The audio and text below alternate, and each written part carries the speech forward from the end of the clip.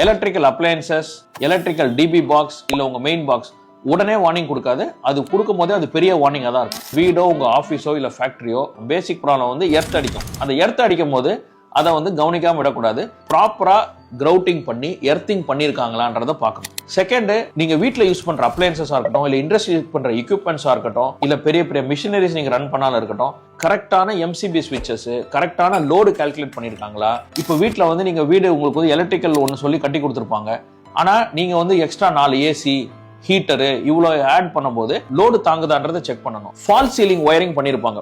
ஏகப்பட்ட joint work பண்ணுவாங்க. ஏகப்பட்ட ஜாயிண்ட் ஒர்க் பண்ணும்போது 1 வருஷம் 2 வருஷத்துல எப்படி நம்ம வாட்டர் லீக் ஆகுதோ எலக்ட்ரிசிட்டியும் லீக் ஆகும். ஏன்னா நீங்க ஜாயிண்ட்ஸ் வந்து இன்சுலேஷன் டேப் போட்டிருப்பீங்க, அது நாளுக்கு நாள் பழுதடையும். சோ கண்டிப்பா வீட்டுல எந்த ஒரு எலக்ட்ரிக்கல் ஒர்க் பண்ணும் போதும் 99% நீங்க வந்து ஜாயிண்ட்ஸை தவிர்க்கணும். எக்ஸ்ட்ரா ஒயர் ஆனாலும் பரவாயில்ல, மெயின்ல இருந்து எல்லா அப்ளையன்சஸ்க்கும் எல்லா பாயிண்ட்ன்றது ஸ்விட்சஸ் டைரக்ட் கனெக்ஷன் இருக்கணும். எர்த் தானே அடிக்குது, சின்ன சின்ன ஷாக் தானே அடிக்குது, ஒயர் லூஸா இருக்கு, பரவாயில்ல சுவிட்ச் லூஸா இருக்குன்னு சொல்லி கவனம் இல்லாம விடுறதோட நீங்க கண்டிப்பா ஒரு எலக்ட்ரிக்கல் கன்சல்டன்ட்டை வச்சு ப்ராப்பரா நீங்க இன்ஸ்பெக்ஷன் பண்ணீங்கன்னா உங்க வீட்டுல இருக்க எல்லா பிக்சர்ஸையும் நீங்க உரிய நேரத்துல காப்பாற்ற முடியும்.